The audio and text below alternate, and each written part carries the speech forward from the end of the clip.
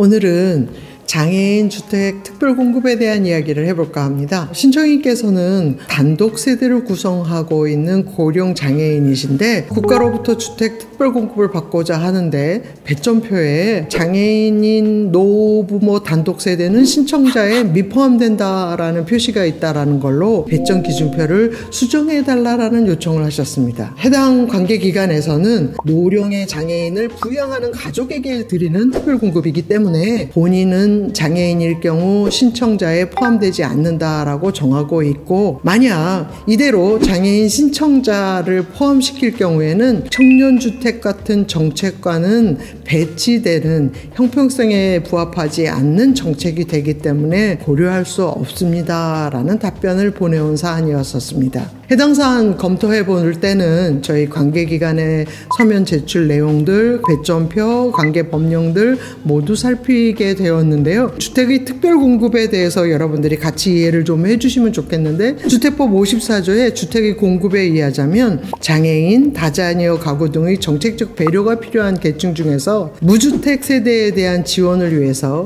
일반인과는 청약 경쟁을 하지 않고 주택을 공급받을 수 있도록 하는 제도를 바로 특별 공급이라고 정의하고 있습니다. 이에 대해서 세부적인 기준은 주택 공급에 관한 규칙이라는 국토교통부령으로 만들어 놓은 기준에 따르고 있는데, 국토교통부는 1세대 1주택에 한해서 특별 공급을 하고 있는 사안이었습니다. 이 규정 삭제를 하게 되면 본인이 생각하시는 문제 해소는 될지언정 다른 정책과의 충돌 문제가 발생을 해서 신청인이 주장하는 대로 규정을 삭제하는 것은 불가하지만, 우리나라가 이미 초고령 사회로 진입해가고 있고 인구의 40% 이상이 1인 가구를 이루고 있는 데다가 고령의 1인 가구들도 늘고 있는 상황에서는 이와 같은 정책적인 고려들이 좀 달라져야 되겠다라는 판단을 전제로 현재의 신청인의 주장만큼은 받아들일 수 없는 안타까운 사연이기도 했습니다.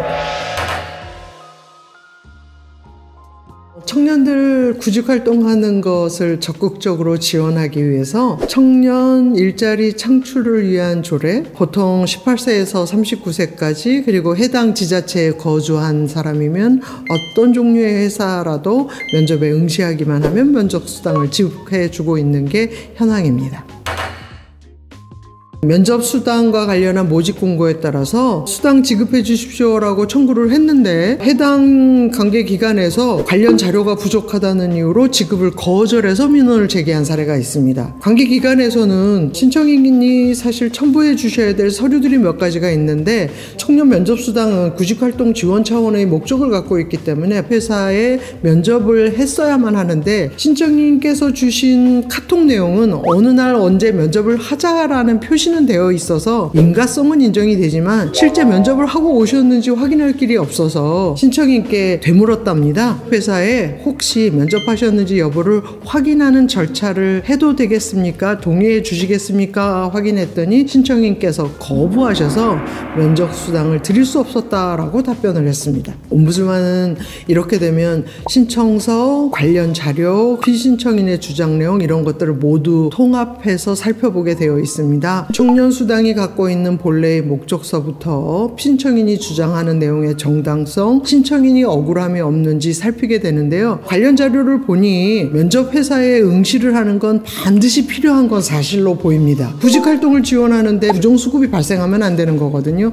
이 부분에 대해 관계기관이 잘못했다라고 인정은 할 수 없다라고 판단을 했고요. 다만 주민등록 등본 때문에 발급을 다시 요구했다라는 건 요즘에 사전 동의서만 받아두면 주민등록등본이나 기초인적자원과 관련된 자료들은 열람이 가능한데, 그런 절차를 통해서 행정간소화를 했었으면 좋았을 텐데 과도한 자료 제출 요구는 마땅하지 않으니 다음서부터는 제도를 개선하라 했고요.